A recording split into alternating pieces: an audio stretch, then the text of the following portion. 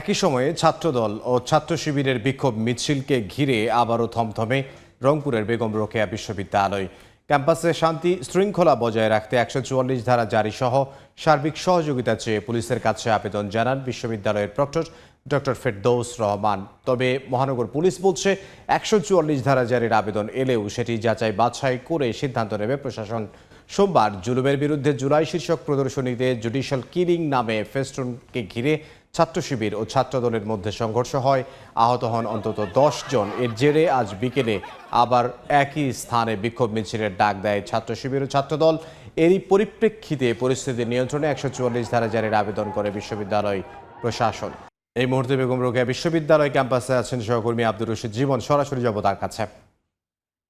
জীবন,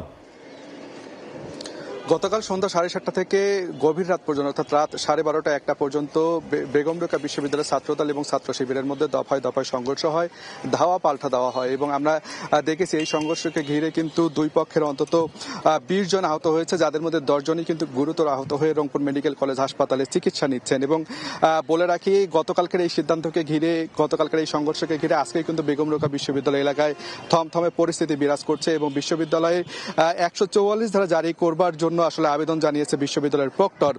তবে মহানগর পুলিশে জানিয়েছে যে পরিস্থিতি বিবেচনা করে, পর্যবেক্ষণ করে যদি প্রয়োজন হয় তাহলে বেগম রোকেয়া বিশ্ববিদ্যালয় এলাকায় তারা ১৪৪ ধারা জারি করবেন।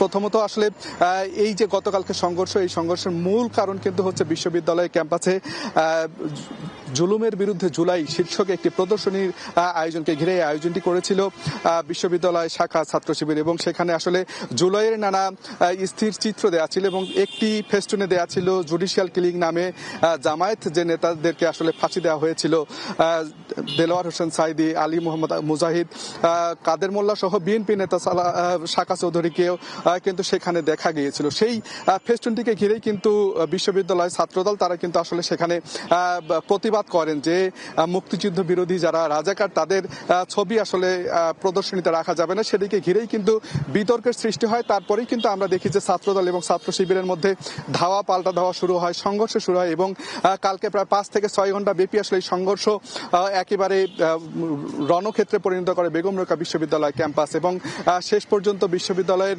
প্রশাসন এবং পুলিশ প্রশাসন এসে কিন্তু পরিস্থিতি নিয়ন্ত্রণ করে এবং এরপরে কিন্তু আজকে সকালে বেশ কিছু প্রশাসনিক সিদ্ধান্ত নেয় বিশ্ববিদ্যালয় প্রশাসন। শুরুতেই তারা গতকালকের ঘটনায় একটি তদন্ত কমিটি গঠন করেন। সেই তদন্ত কমিটিকে 3 দিনের মধ্যে আসলে প্রতিবেদন দাখিলের জন্য বলা হয়। এরপরে বিশ্ববিদ্যালয়ে পরবর্তী নির্দেশনা না দেওয়া পর্যন্ত বহিরাগতদের প্রবেশ একেবারে নিষিদ্ধ করা হয় এবং 12:30টার দিকে প্রক্টর কিন্তু তাজহাট থানা পুলিশে বরাবর আসলে আবেদন করেন ১৪৪ ধারা জারি করেন। মূলত গতকালকের সংঘর্ষের পর আজকে বিকেল 4টায় বেগম রোকেয়া বিশ্ববিদ্যালয়ের সামনে আবু সাইদ চত্বরে বিক্ষোভ মিছিলের ডাক দেয় ছাত্র শিবির এবং ছাত্রদল। এই দুই দলেরই একসঙ্গে একই স্থানে বিক্ষোভকে ঘোষণা করেই কিন্তু আসলে পরিস্থিতি এখন উত্তপ্ত রয়েছে এবং বেলা 4টায় তাদের বিক্ষোভ মিছিল হওয়ার কথা রয়েছে। তো এখন পর্যন্ত বলা চলে যে বেগম রোকেয়া বিশ্ববিদ্যালয়তে একেবারে থমথমে পরিস্থিতি বিরাজ করছে। তো সব মিলে এই ছিল সব শেষ।